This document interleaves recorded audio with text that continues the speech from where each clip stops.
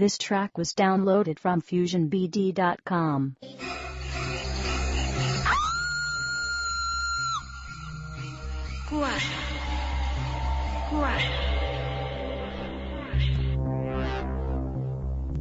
স্বাগত সব বন্ধুকে এবিসি রেডিও এফএম 89.2 এবং এবিসি রেডিও BD.FM এ ঢাকা এবং ঢাকার পার্শ্ববর্তী এলাকার বন্ধুরা, সেই সঙ্গে শুনছে চট্টগ্রাম এবং চট্টগ্রাম এলাকার পার্শ্ববর্তী বন্ধুরা, সবাই পরীক্ষামূলক সম্প্রচার।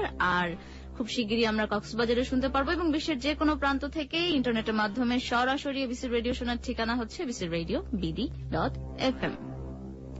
আর সব জল্পনা কল্পনা আলোচনার পালা শেষ করে আজ 15 এপ্রিল ঠিক রাত 11:18:11 পর্দা উঠছে নতুন আয়োজন কুয়াশার। বন্ধুরা তো জানেন কুয়াশার ইংরেজি প্রতিশব্দ হচ্ছে মিস্ট, আরেকটি শব্দ আছে ইংরেজি অভিধানে, সেটা হচ্ছে মিস্টারি, যার অর্থ রহস্য। কোন সম্পর্ক কি ধরতে পারছেন শ্রোতা বন্ধুরা? আমাদের নতুন এই আয়োজন কুয়াশায় থাকছে রহস্যে রোমাঞ্চে ভরা টানটান উত্তেজনা সব গল্প, আর সেই গল্প আমরা শুনবো কথা বন্ধু শারমিনের মুখ থেকে।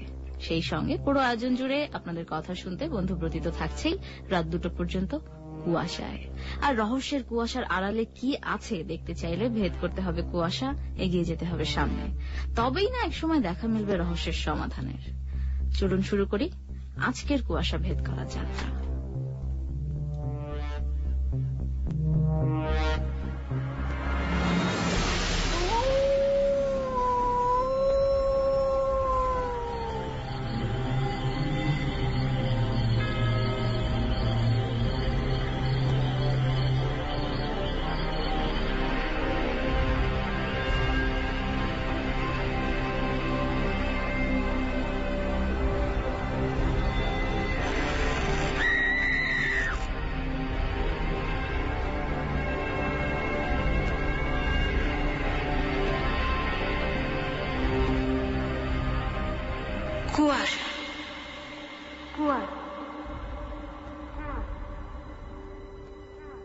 নৃশংসতার কথা শুনে কখনো শিউরে উঠবেন, ভয়ে কেঁপে উঠবেন, কখনো কখনো বিস্ময়ে হতবাক হয়ে যাবেন, ভাববেন এও কি সম্ভব, অথবা কখনো এ সমাজের একজন হিসেবে ঘৃণায় আর লজ্জায় মুখ লুকাবেন।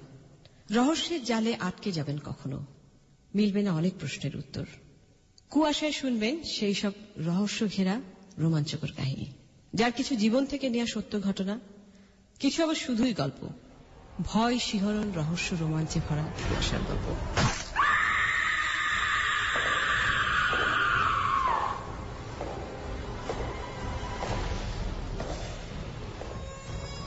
আজ আমরা একটি মেয়ের গল্প বলবো, মেয়েটির নাম ফারজানা। আগে বলেছি আমরা যে গল্পগুলো বলবো কখনো কখনো সেগুলো শুধু গল্প নয়, আমাদের চারপাশে ঘটে যাওয়া কিছু সত্যি ঘটনা, যে ঘটনা রোমহর্ষক এবং নৃশংস। ফারজানার ঘটনাটাও তেমন। আমাদের কারো কারো হয়তো এই ঘটনাটি জানা আছে, আবার অনেকের হয়তো পুরোটা জানা নেই। যে সময় এই ঘটনাটি ঘটেছিল তখন কিছু কিছু কথা পত্রিকায় পড়ে, টিভিতে দেখে জেনেছিলেন। আমরা আজ সেই পুরো ঘটনাটি আপনাদের জানাতে চাই। শুরু করার আগে আমরা আরো একটি কথা বলে নিই।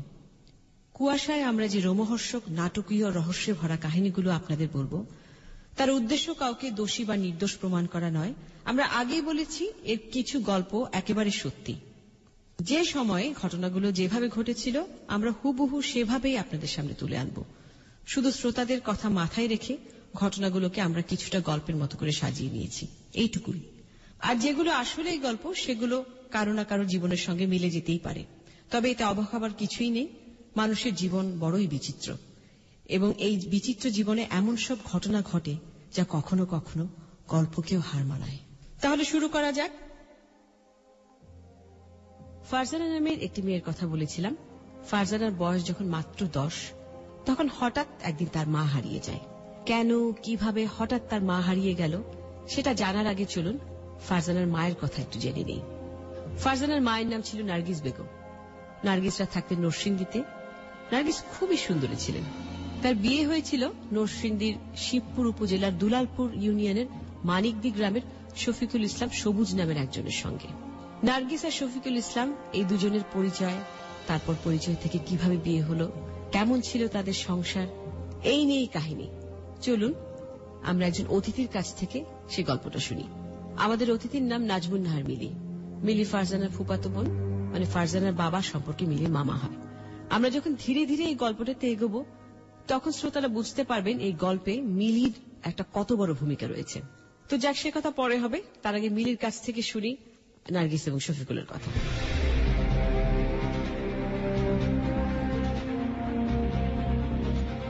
স্বাগত আপনাকে এবিসি রেডিওতে।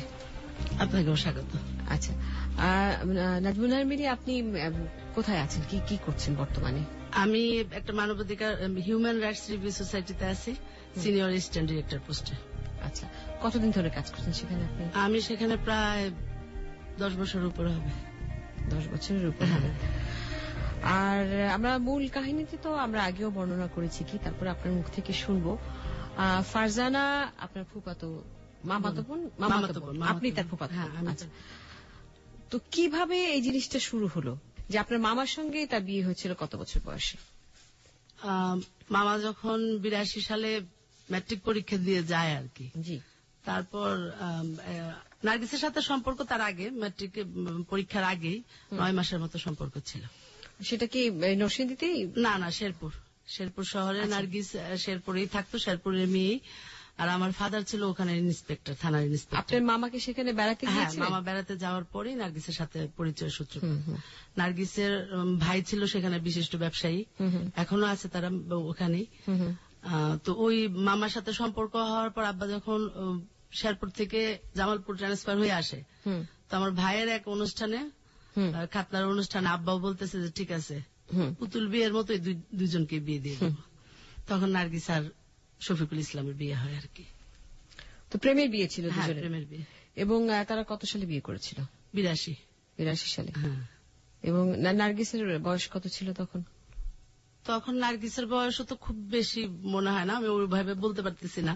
মানে মামা পরীক্ষার্থী ছিল, মামার চেয়ে বড় জোর নার্গিস 2 বছরের ছোট, এরকম। আচ্ছা আচ্ছা আচ্ছা, তার মানে খুবই ছোট বাল্য বয়সে তারা বিয়ে করে। সেজন্য তো আমার ফাদার বলছে যে পুতুল বিয়ে। হ্যাঁ।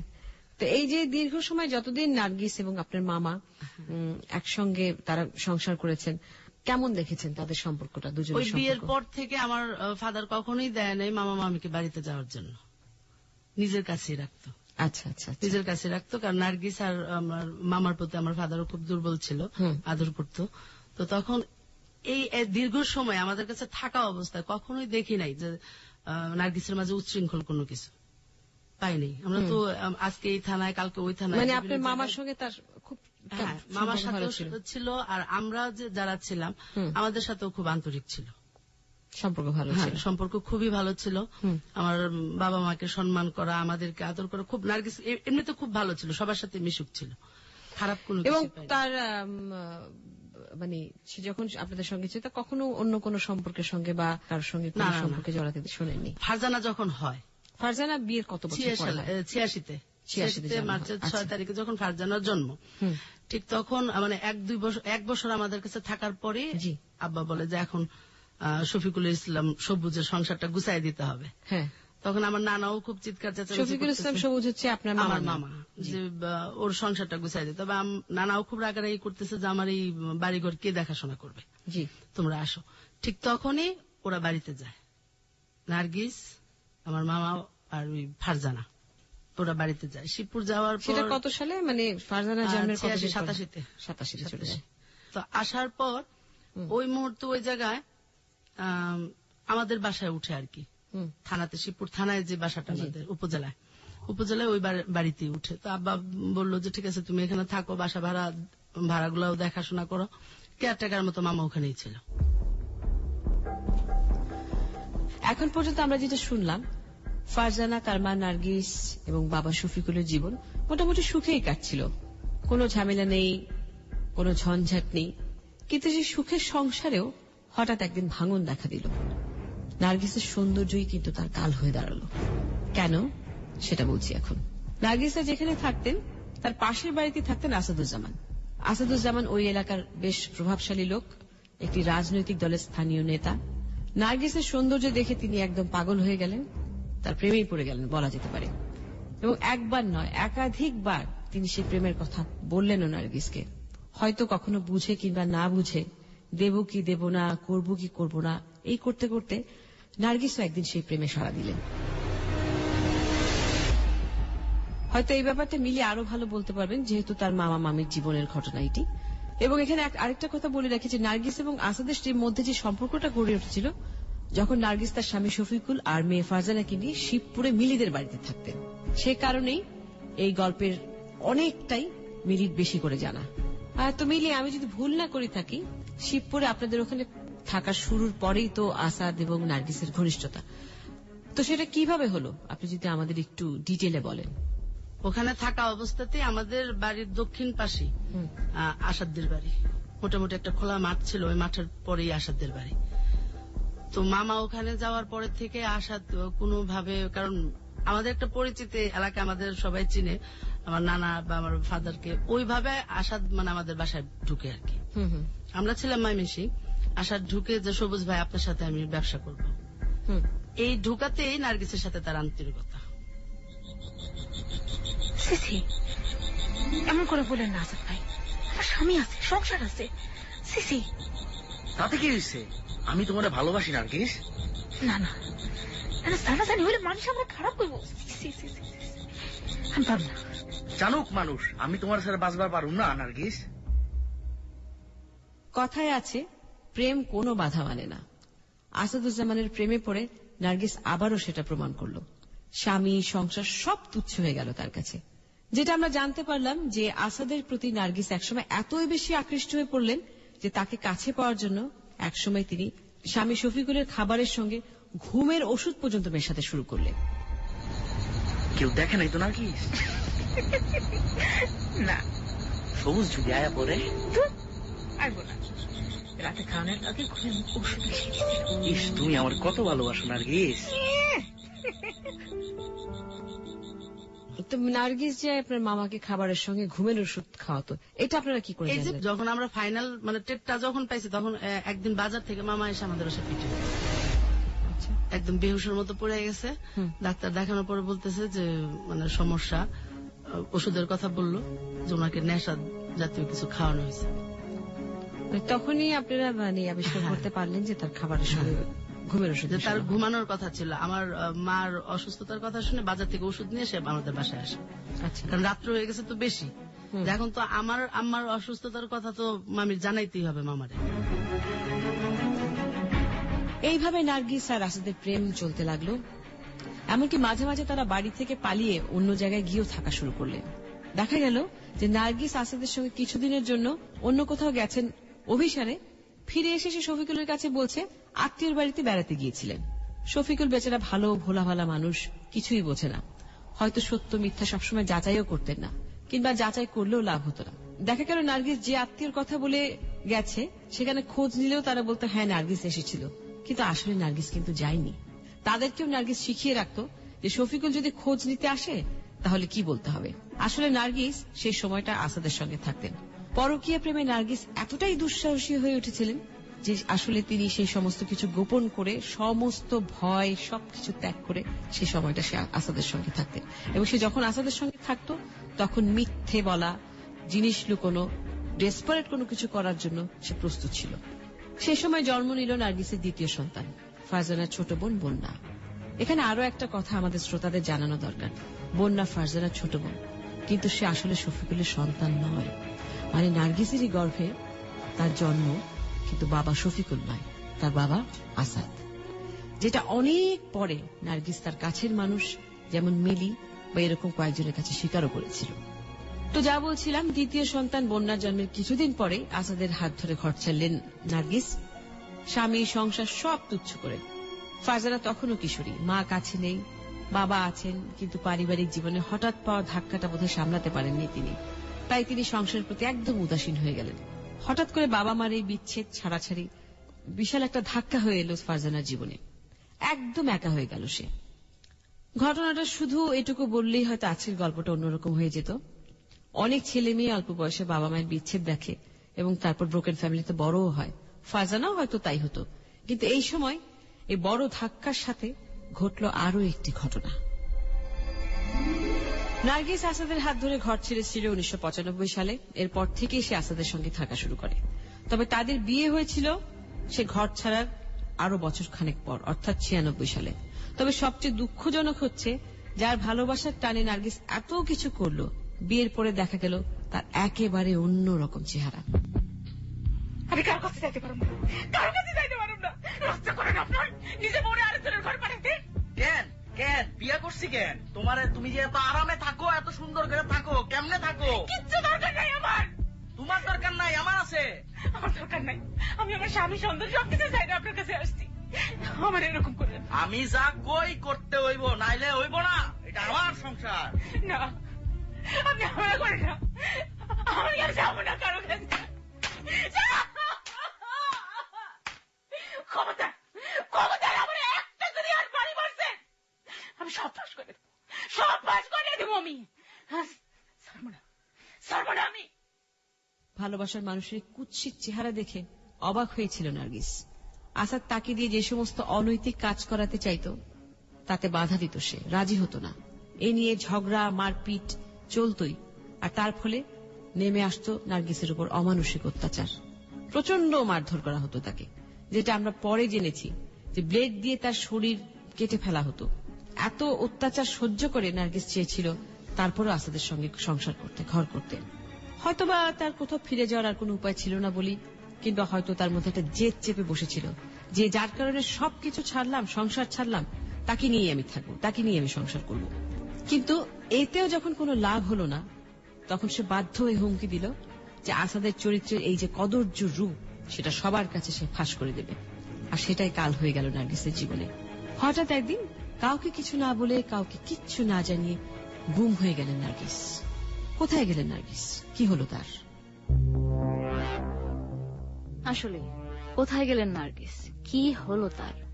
এই যে ভালোবাসার টানে স্বামী সন্তান পরিবার সবকিছুর মায়া একদম ছিন্ন করে উনি আরেকজনের হাত ধরে চলে গেলেন। সেখানে গিয়ে বিয়েটা যদিও হলো, বিয়ের পরে সেই ভালোবাসার মানুষ আসাদের এরকম ভয়ঙ্কর চেহারা, এবং তারপর যখন তিনি প্রতিবাদ করলেন আসাদের কথার কিংবা আসাদের যে আদেশ ছিল তার প্রতি,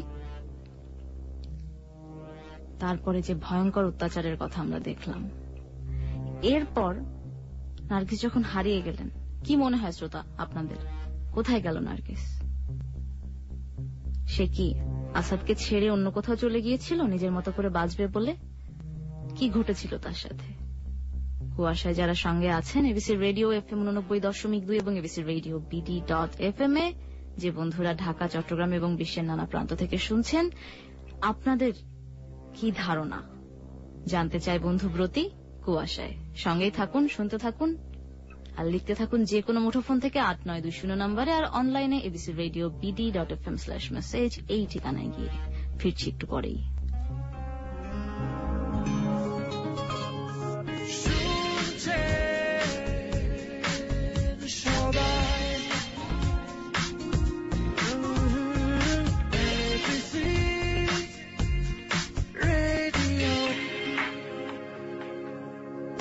চকলেটে মোড়ানো ক্রাঞ্চি ওয়েফার আর চকো ফিলিং নিয়ে এলো নেস্লে মাঞ্চ রোলস। এত মজা যে ফোন কিনলি? হ্যাঁ, সেল বাজার থেকে। অনেক অপশন, কনফিউজড হয়ে যাবি। আমিও কিনবো, কিন্তু আগেরটা বিক্রি করতে হবে। কেন? সেল বাজারেই বিক্রি করে দে। আই তোকে দেখাচ্ছি। সবার জন্য সবকিছু বেচা কেনার বাজার একটাই, সেলবাজার.com। দোস্ত, একটা গাড়ির জন্য তুই কি কি করতে পারিস বলতো? গাড়ির জন্য? নিজের একটা গাড়ির জন্য আমি সব করতে পারি, সব। ডিগবাজি দিয়ে পাহাড়ে উঠতে বলবি, আমি আছি। ডুব সাঁতার দিয়ে সাগর পাড়ি দিতে বলবি, আছি। 100 দিন পানি খাওয়া থাকতে বলবি, তাও রাজি। তবু একটা গাড়ি আমার চাই চাই। আরে দূর, একটা গাড়ির জন্য এত কিছু করা লাগবে কেন? জায়গা মতো খালি একটা SMS করে দিবি, নগদে গাড়ি চলে আসবে। আরে কস কি? কথা সত্যি, এখন ভোট দিলেই আপনি পাবেন একটি ব্র্যান্ড নিউ কার। কারণ চলছে মেরিল প্রথম আলো পুরস্কার 2012 তারকা জড়িতের ভোট। প্রিয় তারকাকে ভোট দিলেই থাকছে ব্র্যান্ড নিউ কার সহ দারুণ সব পুরস্কার জেতার সুযোগ। বিস্তারিত জানতে পড়ুন প্রথম আলো, চোখ রাখুন মাছরাঙা পর্দায়। ইয়ামি চকলেটে মোড়ানো ক্রাঞ্চি ওয়েফার আর চকো ফিলিং নিয়ে এলো নেস্লে মাঞ্চ রোলস। এত মজা যে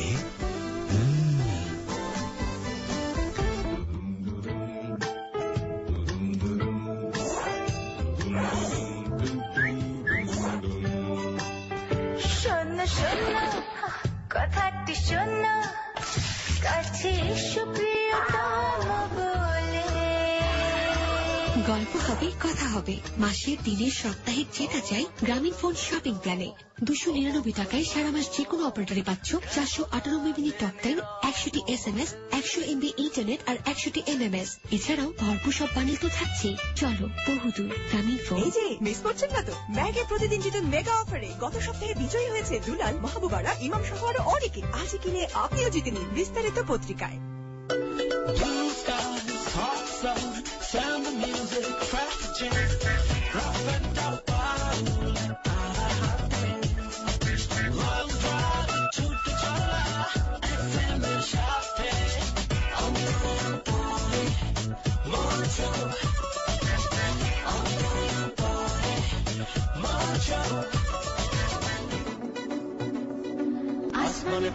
মৌজো অন্তরে অন্তরে ইয়ামি চকলেটে মোড়ানো ক্রাঞ্চি ওয়েফার আর চকো ফিলিং নিয়ে এলো নেস্টে মাঞ্চ রোলস।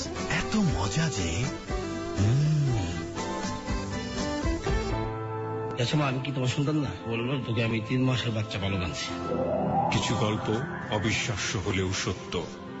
দুপুরে বাসায় এখন খাবার কিছু নাই, ফ্রিজের ভিতরে বরফ থাকতো, বরফ আমি কামড়ায় খাইতাম। কিছু জীবন কাহিনী কষ্টের চেয়েও বেশি কিছু। তুমি যখন বড় হবা বাবাকে সামনে পেলে তুমি কি বলবা? আমাদের সে উনি চলে গেল কেন? কিছু প্রশ্নের কোনো উত্তর নেই। সবকিছু ছেড়ে তোমার জন্য চলে আসছি, জাত, কুল, ধর্ম। কিছু গল্প সব ভালোবাসার গল্পকেই হার মানায়। আমার মাঝে মাঝে মনে হয় আমি সুইসাইড করে ফেলে, আমি হেরে যাচ্ছি। কিছু গল্প সমাজের বিবেককে নাড়া দেবার। জীবনের গল্পে কান পাতুন হ্যালো 8920-তে কিবরিয়ার সাথে প্রতি বুধবার রাত 11:10।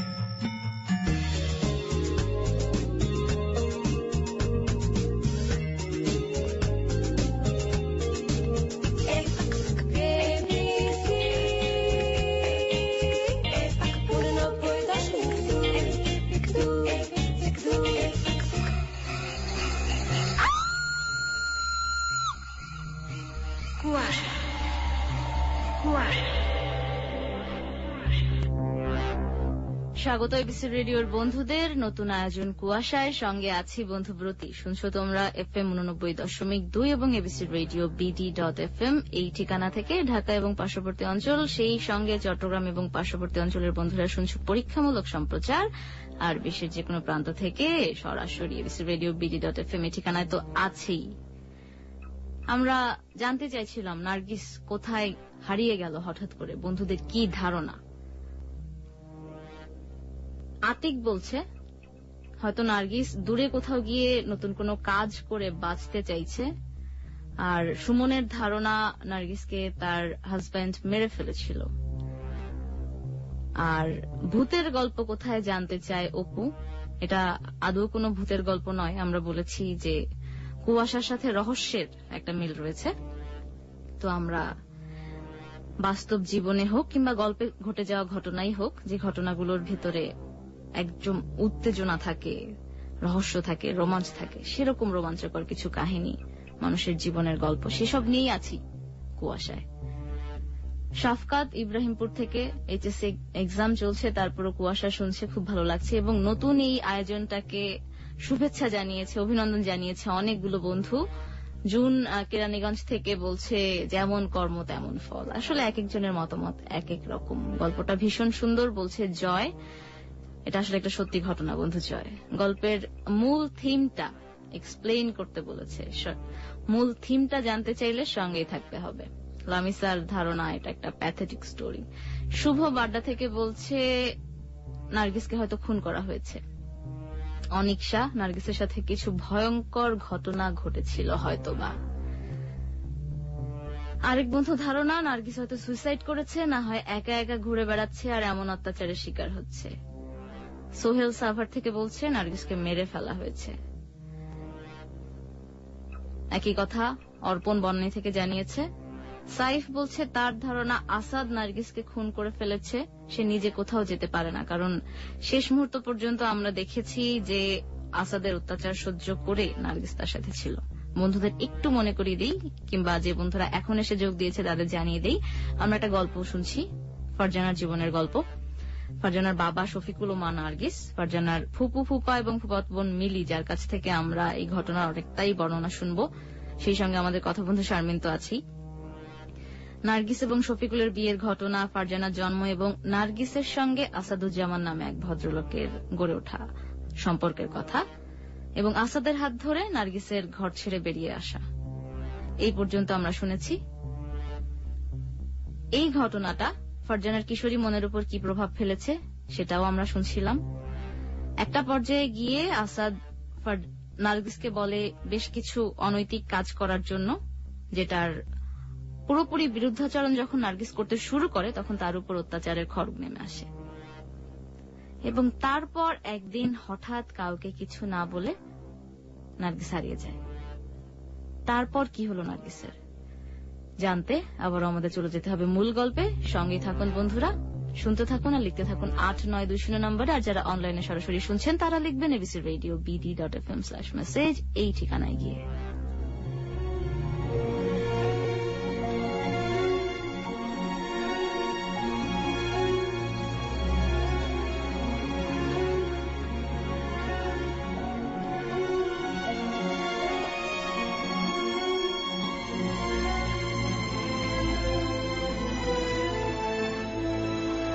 বাবা মায়ের বিচ্ছেদ হয়ে গেল, এতদিন ফারজানা জানতো তার মা আছে, হয়তো কাছে থাকেন না কিন্তু আছেন তো। কিন্তু হঠাৎ করে মায়ের এই উধাও হয়ে যাওয়াটা মানসিকভাবে একেবারে ভেঙে দিল কিশোরী মেয়ের মনটাকে। নার্গিস কোথায় আছে তা আসাদুজ্জামানও জানে না। যেখানে খোঁজ করা সম্ভব সব জায়গায় খোঁজ নেওয়া হলো, কোথাও নেই। একটা জলজ্জান্ত মানুষ হঠাৎ স্রেফ উধাও হয়ে গেল। মা নেই, বাবা উদাসীন, একেবারেই একা হয়ে পড়লেন কিশোরী ফারজানা। সারাক্ষণ মন খারাপ করে বসে থাকে। এই অবস্থায় তাকে ঢাকায় নিজের কাছে নিয়ে আসেন ফারজানার ফুপু, এবং সেখানে সে বড় হতে থাকলো। বাবা মাকে ছাড়া সেই সময়টা ফারজানার কেমন কেটেছে সেটা আমরা শুনবো তার ফুফাতো বোন মিলির মুখ থেকে। ওই ফারজানার প্রশ্নগুলি শুনবো। আপনার কাছে কি ফারজানার সমস্ত প্রশ্নগুলা ছিল আমার কাছে, আর যেটা ছিল আমার জন্য খুব যন্ত্রণাদায়ক, কারণ ফারজানা তো থাকতো আমার কাছে। আর ফারজানা যখন বলতো যে আমি আমার ছেলের মেয়ের আদর করতেছি, ইয়ে করতেছি, ও ঢাকায়, ফারজানাও ঢাকা স্কুলে পড়তো, তো ফারজানা যখন জিজ্ঞেস করতো যে মিসদি একটা বার যদি জানতে পারতাম আম্মা কই আছে, যে আম্মা যদি মারা যায় থাকে, যদি কবর দিয়ে থাকে আমি কবরটা জিয়ারত করে আসি, যদি বিদেশ থাকে তাহলে বলো ইন্টারনেট আমার একটু দেখায় দিতে, কোনো না কোনো ভাবে আম্মার সাথে আমাকে একটু ইয়ে করে দাও, আমি তো স্বস্তি পাইতেছি না, মানে অনেক ইয়ে করতো।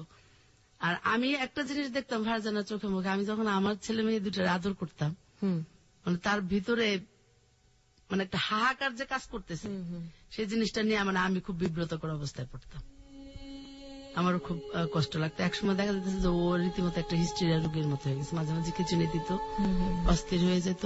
তো ডাক্তার দেখানোর পর ডাক্তার বলছে যে ওর ভিতরে যে প্রশ্নগুলো আছে ওটার যদি সে একটু ইয়ে করতে পারে তাহলে সে সুস্থ হয়ে যায়।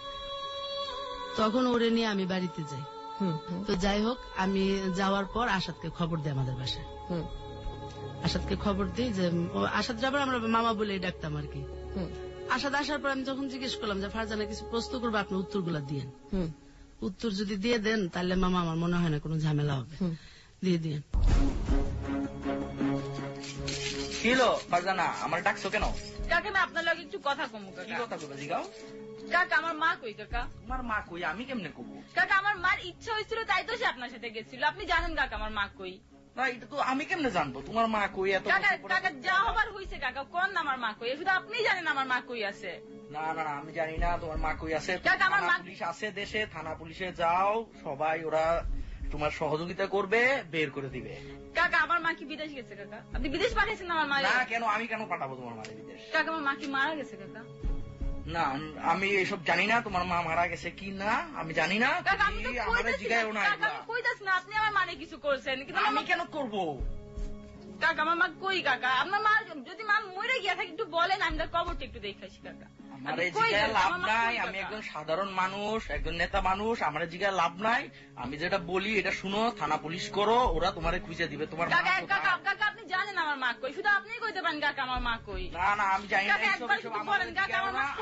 নষ্ট করো না, তোমরা যাও। কাকা আমি খুব অসুস্থ, কাকা আপনি শুধু একবার বলেন আমার মা কই। আমি কেমনে তোমার মারে খুঁজে বাইর করে? কাকা আপনার পায়ে ধরি, কাকা আপনি জানেন না। কাকা আপনার পায়ে ধরে আপনি জানেন না আমার পায়ে ধরে কাজ হইব না তো আমি কেমনে কোন তোমার মা কই কাকা আপনি কয়েছেন আমার মা কই কাকা একবার শুধু বললেন কাকা আমার মা কই আমি শুনছি আপনি আমার মারে খুন করছেন।